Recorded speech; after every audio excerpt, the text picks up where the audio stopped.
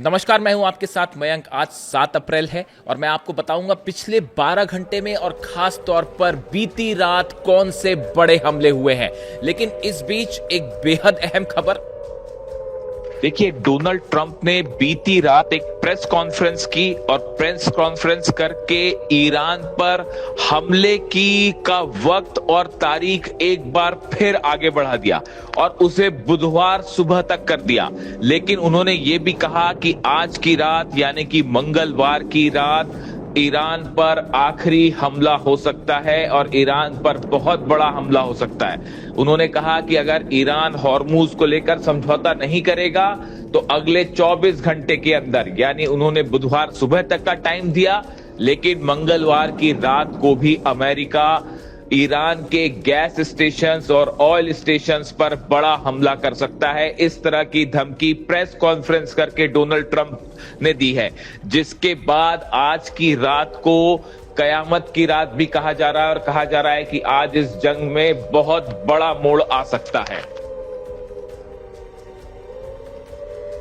देखिए, जिस तरह से डोनाल्ड ट्रंप ने टाइम दिया था हमला करने का और वो चेंज किया आखिरी समय में, उसके बीच में कई सारे डेवलपमेंट हुए। अमेरिका की तरफ से कोशिश की गई कि किसी तरह से ईरान को रोका जाए, लेकिन ईरान ने अमेरिका के सीज फायर के प्रस्ताव को एक बार फिर ठुकरा दिया। देखिए, अमेरिका की तरफ से ये बात कही गई थी कि 45 दिन का सीज फायर का प्रस्ताव अमेरिका ने रखा था।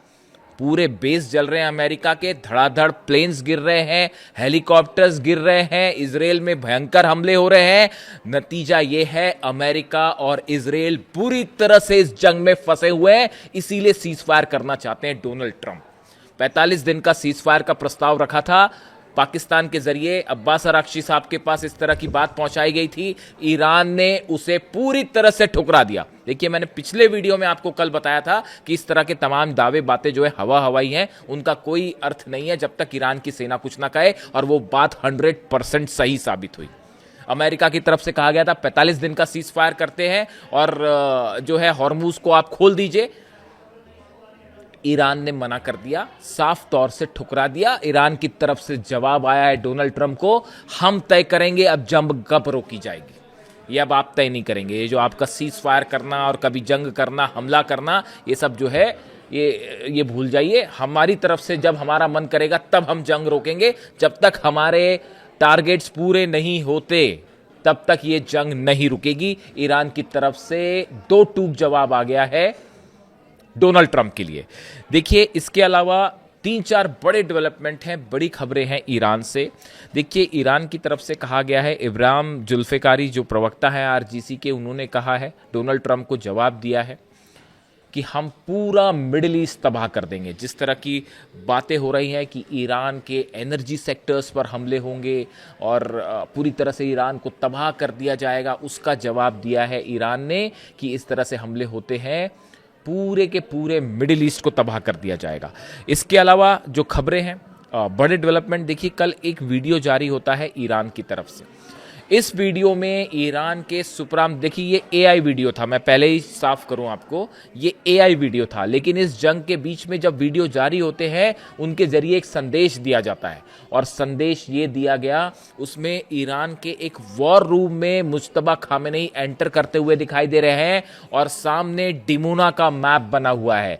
डिमोना यानी इजराइल का न्यूक्लियर सेंटर, जहां पे शिमोन पेरेज न्यूक्लियर सेंटर है, नेगेव में डिमोना इलाका है, उसका मैप सामने दिख रहा है। ईरान ने सीधी सीधी चेतावनी दे दी अमेरिका को, अगर उसके एनर्जी प्लेटफॉर्म्स पर हमले होते हैं तो नतीजा ये होगा, इजराइल का डिमोना न्यूक्लियर सेंटर तबाह कर दिया जाएगा। और जो सोर्सेज बता रहे हैं, देखिए अमेरिका ने अपनी पूरी ताकत लगा दी है ईरान के लिए। अब जो खबरें आ रही हैं, जितने वॉरशिप्स हैं सब ईरान के करीब पहुंच रहे हैं। खबरें ये भी है कि अमेरिका ने अपनी हजारों की संख्या में स्टेल्थ मिसाइल्स जो हैं वो मिडिल ईस्ट भेज दी हैं। यानी कि जो अमेरिका में स्टेल्थ मिसाइल्स थी वो बाकी जो अन्य जगहों पर, चाहे वो जापान हो, यूरोप हो, जो स्टेल्थ मिसाइल्स थी वो सारी की सारी मिसाइल्स जो है मिडिल ईस्ट भेजी जा रही हैं। और बताया जा रहा है कि एक बड़े हमले का प्लान तैयार है ईरान के ऊपर, जिसमें कि निशाने पर तमाम एनर्जी सेक्टर्स हो सकते हैं, तेल के ठिकाने हो सकते हैं, हर वो इंफ्रास्ट्रक्चर हो सकता है जो एनर्जी से जुड़ा हुआ है, और इजराइल के जरिए ये हमले किए जाएंगे, ये बात भी साफ है। ऐसे सिचुएशन में ईरान की तरफ से साफ साफ लफ्जों में कह दिया गया है, और देखिए अब तो वीडियो के जरिए कह दिया गया है कि अगर ईरान पर ये हमले होते हैं तो निशाने पर होगा इजराइल का न्यूक्लियर सेंटर।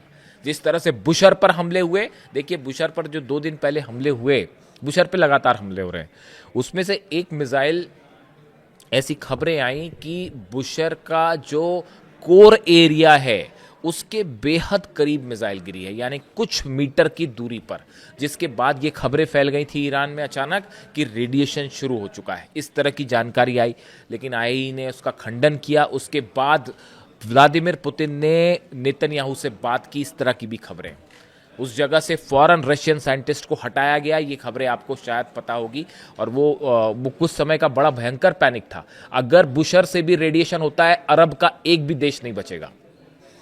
देखिए, ना सऊदी बचेगा, ना जॉर्डन बचेगा, ना इराक बचेगा, ना कुवैत बचेगा, ना यूएई बचेगा, सब के सब, ना बहरीन बचेगा, सारे के सारे देश, पाकिस्तान तक रेडिएशन जाएगा अगर ईरान से रेडिएशन होता है तो। और जो एक जानकारी है उसके मुताबिक अगर बुशर पर हमला होता है और वहां से रेडिएशन हुआ तो करीब गिरी गिरी हालत में आप मान के चलिए 500 से 1000 किलोमीटर के दायरे में भयंकर रेडिएशन होगा, और उसका नतीजा पूरा मिडिल ईस्ट जलेगा, पूरा अरब जलेगा। और अगर इजराइल, और देखिए बदला लेने के लिए जो बताया जा रहा है कि एक बड़ी प्लानिंग ईरान की तरफ से, मुश्तबा खामेनेई का वॉर रूम में एंटर करते हुए सामने डिमोना का मैप लगने का मतलब है एक साथ कई मिसाइल्स बरसेंगी डिमोना पे। ऐसा नहीं होगा कि 1 और 2 या 3 मिसाइल गिर रही है, हो सकता है 20 से 25, 30 बैलिस्टिक मिसाइल्स एक साथ फायर कर दी जाए डिमोना पर, न्यूक्लियर सेंटर पे, और उसके बाद कोई डिफेंस सिस्टम उसको नहीं रोक पाएगा। अगर फतेह 2, खुर्रम शहर और ये सब मिसाइल्स, जो बैलिस्टिक मिसाइल्स हम देख रहे हैं, और पता नहीं इसमें कितनी मिसाइल्स किस देश की है, अब तो इसके बारे में मैं अगले वीडियो में एक सनसनीखेज खुलासा करूंगा आपको। तो ऐसी हालत में अगर इजराइल का न्यूक्लियर, अब ये वॉर बस एक ही हथियार का इस्तेमाल बचा है, वो है न्यूक्लियर वेपन या फिर न्यूक्लियर हादसे का, बस बाकी सब हो चुका, सब हथियारों का इस्तेमाल हो रहा है। अब देखिए, इसके अलावा जो बड़े हमले हैं, अगर हम बड़े हमले की बात करें, देखिए इजराइल में भयंकर हमले हो रहे हैं। इजराइल में अब तक के सबसे बड़े हमले देखने को मिल रहे हैं।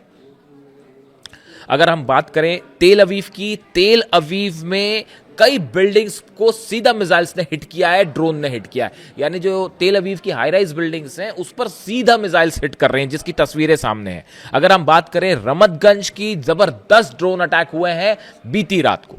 आप बात करें हाइफा की, हाइफा में रिफाइनरीज पर हमले हो रहे हैं, रेसिडेंशियल इलाकों में कई बिल्डिंग्स गिर गई हैं, जिसमें लोग अब भी मलबे के नीचे दबे हुए हैं, और उनको निकालने का काम पूरी रात भर जारी हुआ। कितनी कैजुअलिटी है, कितने लोग मरे हैं, कितने घायल हैं, इसके बारे में कोई पुख्ता जानकारी नहीं है। सैकड़ों की संख्या में ये लोग हो सकते हैं। देखिए, ईरान पर जो हमले हो रहे हैं, बहुत बड़े हमले हो रहे हैं। तेहरान पर जो हमले हुए, अलग अलग यूनिवर्सिटीज पर हमले हैं, फिर एक यूनिवर्सिटी को निशाना बनाया गया, अस्पतालों पर हमले हो रहे हैं, जिस तरह से इंफ्रास्ट्रक्चर को निशाना बनाया जा रहा है, उसी तरह से अब ईरान भी पलटवार कर रहा है, और उसमें सबसे बड़े टारगेट पे इजराइल रहा। देखिए, इसके अलावा हम बात करें, हाइफा में रिफाइनरीज पर एक बार फिर तेजी से हमले शुरू हो गए। इसके अलावा अशदोद में ड्रोन अटैक हुआ है, अशदोद में भी भारी तपाई की खबर है। पेटा टिकवा, ये वो इलाका है जहां जो कल जो है जिसमें सीधे बैलिस्टिक मिसाइल से अटैक हुआ। इसके अलावा होलोन में भी जबरदस्त नुकसान की खबर है। आप देखिए, 10 से 15 शहर और अलग अलग ठिकाने हैं इजराइल के जो जल रहे हैं, और जहां पे भारी तबाही हो रही है। इजराइल की बात आगे बढ़िए, दुबई में अमेरिकी सैनिकों को निशाना बनाया गया है। ये नया डेवलपमेंट है। अभी तक दुबई पे जो हमले हुए थे बाय एंड लार्ज, उसको जब डिवाइड किया जा रहा था तो ये देखा जा रहा था कि बाकी देशों में, चाहे सऊदी हो, जॉर्डन हो, कुवैत हो, बहरीन हो, इराक हो, यहाँ पे अमेरिकन बेसिस से जुड़े निशानों ज्यादा थे। लेकिन दुबई में कहाँ हमले हो रहे थे? आईटी पार्क पर हमले हो रहे थे, इंडस्ट्रियल सेक्टर्स पर हमले हो रहे थे, इस तरह की खबरें आई। यानी इकोनॉमिक जोन्स को निशाना बनाया गया, जो ऑयल डिपोज थे उनको निशाना बनाया गया। लेकिन इस बार जो हमला हुआ है, जो बीती रात हमला हुआ है, दुबई में अमेरिकी सैनिकों को टारगेट करके हमला किया गया एक बेस पे, और बताया जा रहा है कि वहां कई अमेरिकी सैनिक घायल हैं। ये बैलिस्टिक मिसाइल अटैक था। इसके अलावा दुबई में हिल्स बिजनेस पार्क में धमाके की खबरें हैं। यहाँ पे कितना नुकसान हुआ है वेट करना पड़ेगा। फुजरा जो पोर्ट है वहां पर फिर से भयंकर धमाके हुए बीती रात। कल दिन में भी ये हमले हुए थे, रात को भी हमले किए गए। यानी आप देखिए दुबई लगातार टारगेट पे, जिसको बार बार कहा जा रहा है कि दुबई ग्राउंड ऑपरेशन होता है तो उसमें शामिल हो सकता है। सऊदी में कई जगह मिसाइल हमलों की खबरें आ रही हैं अमेरिकन बेस के आसपास। देखिए जो सऊदी में जो अटैक है बाय एंड लार्ज वो बेसिस पे है, अमेरिकन बेसिस पे, वो रेसिडेंशियल इलाके में नहीं है। और इसी बीच जो इस तरह की भी खबरें हैं कि एक बार फिर ईरान की तरफ से इस तरह का संदेश गया है सऊदी के लिए कि देखिए हम आपको निशाना नहीं बनाना चाह रहे, आप अमेरिका का साथ देना बंद कर दीजिए, हम आप पे हमले रोक देंगे। ये ईरान की तरफ से एक बड़ा रीजनल जो है वो पॉलिटिकल जो है वो दांव खेला गया है विदेश नीति के लिहाज से, और सीधा सीधा सऊदी को मैसेज दिया गया है कि आप अमेरिका की मदद बंद कर दीजिए, हम आप पे हमले नहीं करेंगे, हमारी आपसे कोई दुश्मनी नहीं। ये एक बड़ा दांव माना जा रहा है ईरान का। अभी कितना सफल होगा ये देखने की बात है। इराक में चुन चुनकर अमेरिकी ठिकानों पर हमले हो रहे हैं। सुलेमानिया में भयंकर हमले हुए हैं, धमाके और आग कई जगह दिखाई दी इस पूरे इलाके में। और विक्टोरिया बेस को फिर से टारगेट किया गया। विक्टोरिया बेस अमेरिका का वो बेस है जहां पर सैनिक अमेरिका की फोर्सेस है, उस पर लगातार हमले हो रहे हैं। विक्टोरिया बेस का ये हाल है कि वो एक बार हमला होता है, संभलते हैं, फिर दूसरी बार हमला हो जाता है। वहां हर रात को हमले की खबरें आ रही हैं। इसके अलावा कतर में भी हमले हुए हैं। देखिए कतर में कई दिनों बाद बड़े हमले की खबर आई है।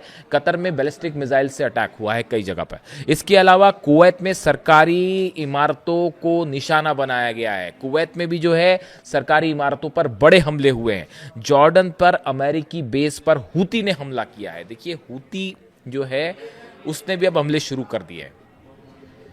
हूती ने भी हमले शुरू कर दिए हैं। हूती की तरफ से इजराइल पर बैलिस्टिक मिसाइल्स दागी गई और उसके बाद अब जॉर्डन में अमेरिकी बेस पर हूती ने जो है वो हमला किया है, जहां पे अच्छे खासे नुकसान की खबरें हैं। और अब हूती भी जो है वो बैलिस्टिक मिसाइल से लगातार हाइपरसोनिक मिसाइल से हमला कर रहा है। लगता है हूती ने भी अपना जखीरा निकाल दिया है। बहरीन में एक बार फिर तेल रिफाइनरी पर हमला हुआ है। देखिए बहरीन में ऐसा है, बहरीन की हालत ऐसी है, अगर बहरीन की आप बात करें, बहरीन की जो आम जनता है वो ईरान के साथ बाय एंड लार्ज। छोटा सा देश है बहरीन इस तरह की बातें करता रहता है कि हम अपनी सेना भेज देंगे, यूनाइटेड नेशंस में ईरान का विरोध किया, लेकिन हकीकत यह है वहाँ की जनता जो है बाय एंड लार्ज ईरान के साथ है, वो अपने ही नेतृत्व का विरोध कर रही है और ऑयल रिफाइनरीज जो है वो लगातार निशाने पे हैं। तो ये देखिए आप इन अगर देशों की बात करें तो करीब 7 से 8 देश जो हैं उन पर बीती एक रात में, यानी पिछले हम 12 से 15 घंटे की बात करें, लगातार ईरान की तरफ से हमले हो रहे हैं। अब सवाल ये है, एक बार फिर जो है वो सवाल यहाँ आके रुक गया है कि अब डोनाल्ड ट्रंप आगे क्या करने जा रहे हैं।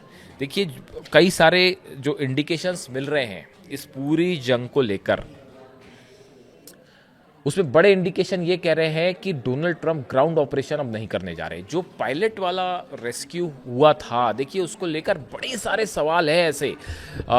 मैं अभी कई चीज़ें जो है खुल के नहीं बोलना चाहता क्योंकि उसका कोई प्रूफ नहीं है, यानी मैं कोई बात ऐसी कर दूं जिसका कोई प्रमाण नहीं है, लेकिन मीडिया में आपको खबरें मिल जाएंगी। आप जरा इस बात को खुद ही सर्च करिएगा कि कासिम सुलेमानी साहब जो शहीद हुए थे अमेरिका के हमले में, उनके परिवार के कुछ सदस्यों को क्या अमेरिका में किसी तरह से अमेरिका ने बंधक बनाया और फिर छोड़ा गया, और उसी समय इराक में ये पायलट भी छोड़ा गया। ये कई सारे दावे हैं, लेकिन मैं कुछ पुख्ता कुछ नहीं कहना चाहूँगा क्योंकि ईरान की तरफ से कुछ नहीं कहा गया इस मामले में। ये देखिए कासिम सुलेमानी साहब जो हैं वो ईरान में अली खामनेई साहब के ही बेहद करीबी थे और उनकी बहुत ज़्यादा रिस्पेक्ट करते थे अली खामनेई साहब। तो जब आप ऐसे किसी बड़े शख्स के बारे में कोई बात करें, ये मेरी व्यक्तिगत राय है, तो वो बड़े सबूतों के साथ, पुख्ता खबरों के साथ करनी होगी। यानी ऐसा नहीं होना चाहिए, ये मेरी व्यक्तिगत राय है कि कभी भी किसी भी खबर को जब आप सामने रखें तो उसके बारे में आपके पास कुछ सब्सटेंशियल मटेरियल होना चाहिए, उसके बाद ही आप दावे करें, हवाई बात ना करें। तो इस तरह की चर्चाएँ हैं। देखिए ये ऑपरेशन मेरी नज़र में आप अगर देखें कि ये जो पायलट रेस्क्यू वाला ऑपरेशन था वो पूरी तरह से अमेरिका का फेल ऑपरेशन था। मैंने कल जो है पिछले 2 दिनों में मैंने जब से ऑपरेशन ख़त्म हुआ करीब 10 इंडिया के अलग अलग एक्सपर्ट से बात की है जो इस तरह के ऑपरेशन की जानकारी रखते हैं। साहब 6 प्लेन गिर गए आपके। उसके बाद आप कहते हो कि ये जो डोनाल्ड ट्रंप का फ्रस्ट्रेशन था, मैंने पिछले वीडियो में भी बताया, जो फ्रस्ट्रेशन देखने को मिल रहा है, जो उन्होंने जिस तरह के भद्दे शब्दों का इस्तेमाल किया अपने सोशल मीडिया पे, और बड़ी हैरानी की बात है, एक बात मैं ये कहना चाहूँगा, देखिए यहाँ पे कि एक ही सोशल मीडिया पर आप एक मैसेज लिखते हैं, उस मैसेज में आप अपशब्दों का इस्तेमाल करते हैं, गालियों का भी इस्तेमाल करते हैं, और उसी में आप अल्लाह का भी जिक्र करते हैं। मतलब मैं तो हैरान हूँ, कुछ मतलब क्या कहा जाए इसको लेकर, मतलब क्या ही सोचा जाए। एक अली खामनेई साहब थे, मैं उनकी स्पीचेस सुनता था, या जब भी अभी मैं भी सुनता हूँ उनकी स्पीच, वो देखिए कितने संस्कारों के साथ, कितनी शालीनता के साथ वो अपनी बात रखते थे। चाहे जब भी वो कुरान पर बोलते या किसी भी रिलीजियस मैटर को वो एड्रेस करते, उन्होंने ऐसा नहीं है कि सिर्फ कुरान के बारे में या इस्लाम के बारे में ही अपनी विचार रखी, या वो सिर्फ अल्लाह का जिक्र वो भी करते कई बार। इसके अलावा देखिए वो कई बार वो क्रिश्चियनिटी के ऊपर भी बात करते, वो कई बार हिंदू रिलीजन के ऊपर भी उनकी आपको उन्होंने भी उससे संबंधित उनके रेफरेंस मिल जाएंगे जो उन्होंने बात की। उन्होंने कई रिलीजन से संबंधित जब बात करते तो कई लोगों का जिक्र करते, ऐसी कई उनकी स्पीच है। वो कितने सम्मान के साथ, कितने पोलाइटनेस के साथ, मतलब आप देख के जो है वो किस रिस्पेक्ट के साथ बात करते थे, आप सुनते रह जाएंगे। उनके चेहरे के आप भाव देखिए, उनके चेहरे पर जो एक पीस होती थी, कामनेस जो होता था, वो इतनी प्रभावित करती। मुझे तो एक बार सबसे किसी ने एक सवाल पूछा मुझसे 2 दिन पहले कि अली खामनेई साहब में आपको सबसे ज़्यादा क्या चीज़ पसंद आती थी उनके चेहरे पर। मैंने उनको उसको तुरंत जवाब दिया, उन भाई साहब को जिन्होंने मुझसे सवाल पूछी, मैंने उनको तुरंत जवाब दिया कि अली खामनेई साहब की आप स्पीचेस सुनिए, उनके चेहरे पर बोलते वक्त जो शांति का भाव होता था, एक पीस होती थी भाई साहब, वो एकदम आउट ऑफ द वर्ल्ड, उसकी कोई किसी से तुलना ही नहीं हो सकती। मतलब आपके जैसे हमारे लोगों के पास अगर वो शांति आ जाए तो मतलब आपका तो जीवन ही ट्रांसफॉर्म हो जाए पूरी तरह से। खैर, वो अली खामनेई साहब के लिए संभव ही है, आप जैसे हमारे आम इंसानों के लिए संभव नहीं है, शायद इसीलिए सुप्रीम लीडर भी थे वो। देखिए फिर से मैं दाएं बाएं हो जाता हूँ जब अली खामनेई साहब का जिक्र होता है तो। खैर, तो अब देखिए, अब स्थिति ये है, तो मतलब मैं कहना यही चाह रहा था कि डोनाल्ड ट्रंप का जो जिस तरह से उन्होंने जिन शब्दों का प्रयोग किया, उसी में आप अल्लाह का भी प्रयोग कर रहे हो शब्द का, और उसके साथ आप अपशब्दों का भी इस्तेमाल कर रहे हो, भले दूसरे रेफरेंस में है, लेकिन ये एक क्या अमेरिका के राष्ट्रपति या किसी भी व्यक्ति को शोभा देता है? बड़ा ही हैरान करने वाला है ये तो। अब देखिए, अब स्थिति ये है कि अब ये जंग एक ऐसे फेज में एंटर हो रही है जहां किसी भी दिन न्यूक्लियर हादसा हो सकता है। किसी भी दिन जो ये सेंटर्स हैं ईरान के, ऑयल सेंटर्स और एनर्जी सेक्टर्स, इस पे हमले हुए, इसका बड़ा भयानक नतीजा होगा। पूरा मिडिल ईस्ट चलेगा, कुछ नहीं बचेगा। और ईरान की सेना जो है हर चीज़ के लिए तैयार बैठी है। और ये जितने आप ईरान पर जब हमला करेंगे, आपको क्या लगता है, ईरान की आईआरजीसी ने हर चीज़ों को लॉक कर रखा है अपने निशाने पर। चाहे सऊदी अरब के तेल के कुएं हों, ऑयल रिफाइनरीज हो, यूएई का पूरे इंडस्ट्रियल सेक्टर्स जो है वो हो, जितने मल्टीनेशनल्स हैं, चाहे वो कतर में है, चाहे बहरीन में है, चाहे जॉर्डन में है, वो सब निशाने पर हैं। कम से कम 50 ठिकाने ऐसे हैं जिन पर मिसाइल्स टारगेटेड है और तैयार हैं। डोनाल्ड ट्रंप अगर एनर्जी सेक्टर पे हमला करवाएंगे नेतन्याहू से, और ऑयल सेक्टर्स पर हमले होंगे, गैस सेक्टर्स पे हमले होंगे, तो क्या ईरान चुप बैठेगा? वो मिसाइल्स रेडी है, कहाँ कहाँ हमले होने हैं। 50 ठिकाने पर एक साथ बैलिस्टिक मिसाइल अटैक होगा और बचाना मुश्किल हो जाएगा। ये हालात है। बुर्ज का खलीफा कैसे बचेगा मैं नहीं जानता। तो देखिए, हालात ये है कि जंग अब एक ऐसे फेज में पहुंच गई है जहां सबसे खतरनाक और भीषण जंग होती दिखाई दे रही है। इससे जुड़ा जो भी अपडेट होगा मैं आप तक पहुंचाऊंगा। वीडियो कैसा लगा ज़रूर बताएं। Thank you so much.